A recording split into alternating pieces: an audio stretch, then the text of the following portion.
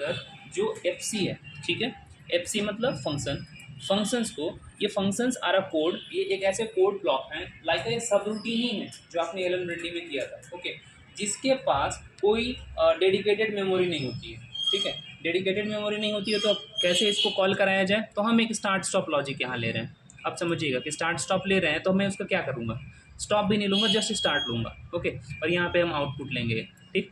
Start के लिए हम एक एड्रेस लिखेंगे, क्या लिखेंगे, स्टार्ट, START, स्टार्ट, ठीक है, इंटर किया तो कुछ भी आप देखने को यहाँ पर नहीं दिख रहे हैं, स्टार्ट को कोई भी अभी कुछ भी चीज़ें नहीं की गई है। फिर यहाँ पे हमने आउटपुट लिखा, आउटपुट, ठीक है, कुछ भी नहीं है यहाँ पे, ये सब मतलब ना कि अभी असाइन नहीं हुआ है रेड का मतलब, अब हमें इसे असाइन करने की ज़रूरत पड़ेगी, ठीक है। ये जो इनपुट है ना, यहाँ पे हमको यही एड्रेस लिखनी पड़ेगी जो हमने यहाँ पे लिखा है, ठीक है, Ctrl+C, हमने कंट्रोल कॉपी कर लिया और इनपुट के अंदर हम इसे पेस्ट कर लेते हैं, ठीक है।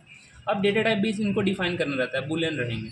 तो जैसे ही हमने डेटा टाइप डिफाइन किया ना, तो आप देखें ना, इनका हैशटैग का लोकल एड्रेसिंग बन गया, यही लोकल एड्रेसिंग होते हैं, जैसे भी आप हैशटैग के नाम से देखते हैं वो, ठीक है। उसके बाद आउटपुट को भी फिर से हमने कॉपी लगाया यहाँ से, ठीक है, और जो हमारा यहाँ पे आउटपुट है ना ऊपर में, यहाँ पे हम पेस्ट लगाते हैं उसको, ठीक है, इसको हमने पेस्ट लगा दिया। यहाँ पे आउटपुट में कॉपी हुआ था कि नहीं, कंट्रोल भी कर रहा हूँ, हो चुका था, ठीक है, डेटा टाइप बुलियन रखा, ठीक। तो ये हो गया हमारा, ये रेडी हो गया एफसी हमारे पास। लेकिन एफसी रन करने पे भी चलेगा नहीं, चलाने के लिए क्या करना होगा कि आपको उसको कॉल करना पड़ेगा। जैसे मैं एरर चेक करूँ, एफसी के अंदर कुछ नहीं है। अब ओबी पे आते हैं, ओबी में कुछ नहीं करना रहता है, जस्ट ड्रैग एंड ड्रॉप, एक इंस्ट्रक्शन जैसा, और कुछ नहीं, ठीक है। तो जो चीज़ें आपने लोकल मेमोरी पे दिया था ना, वही लोकल मेमोरी आपको यहाँ पे, इसको जूम पे भी कर सकते हैं, आपको यहाँ पे जो है ना देखने को मिलेगा, ठीक है। तो ये जो होता है ना, इनको हमको ग्लोबल एड्रेसिंग देने की अब ज़रूरत है।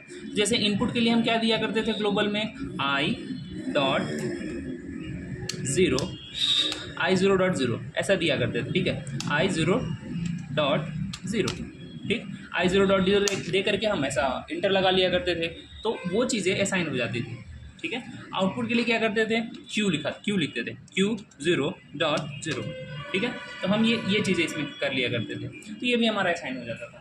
तो ये चीज़ें हमें इस तरह से करनी है। अब हम इसे ऑनलाइन पे जा करके चेक करते हैं कि कुछ एरर तो नहीं है, चेकिंग कैसे किया जाए। तो सेम मेथोलॉजी है, आप जैसे पहले चेक करते थे ना, उसी तरह से आप चेक करेंगे। ऐसा नहीं है कुछ चेक कर चीज़ें लेंगे। अगर आपने सिम लेके रखा है ना, तो कुछ भी नहीं, आप डाउनलोड पे यहाँ पे डाल दें, ठीक है।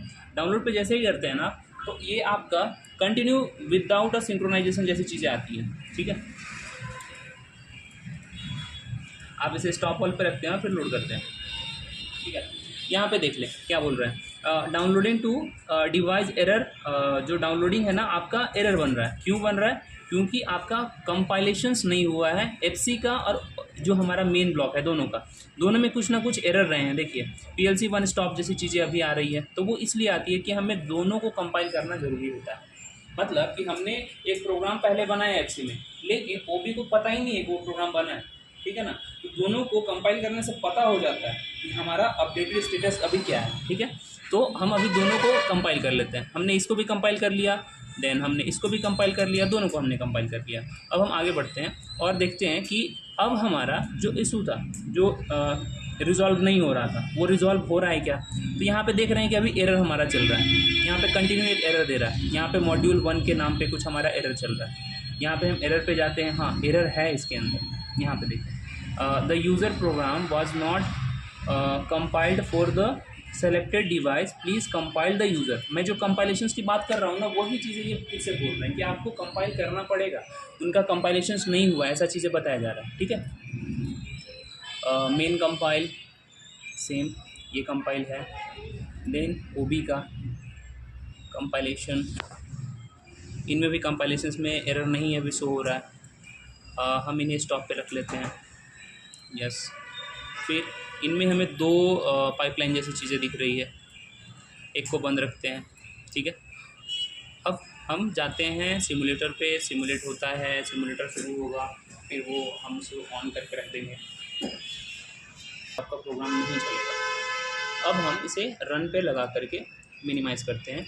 अब ट्राई करते हैं कि क्या ये चीज़ें हो रही है या नहीं हो रही है, ठीक है।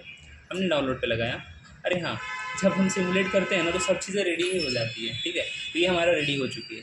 अब हम यहाँ पे जस्ट इसे ऑनलाइन पे ले आएंगे। ओके, ऑनलाइन पे जैसे ही लाएंगे तो ये ऑनलाइन आ चुकी है। अब मैं सप्लाई दूंगा और देखूंगा जैसे इसको अंदर में क्या हो रहा है, कैसे डबल टैप एंट्री जंप लगा लेता है, ठीक है। और इसके अंदर सप्लाई आ रही है कि नहीं आ रही है, यहाँ पे वॉच टेबल आप लगा लें, ठीक है।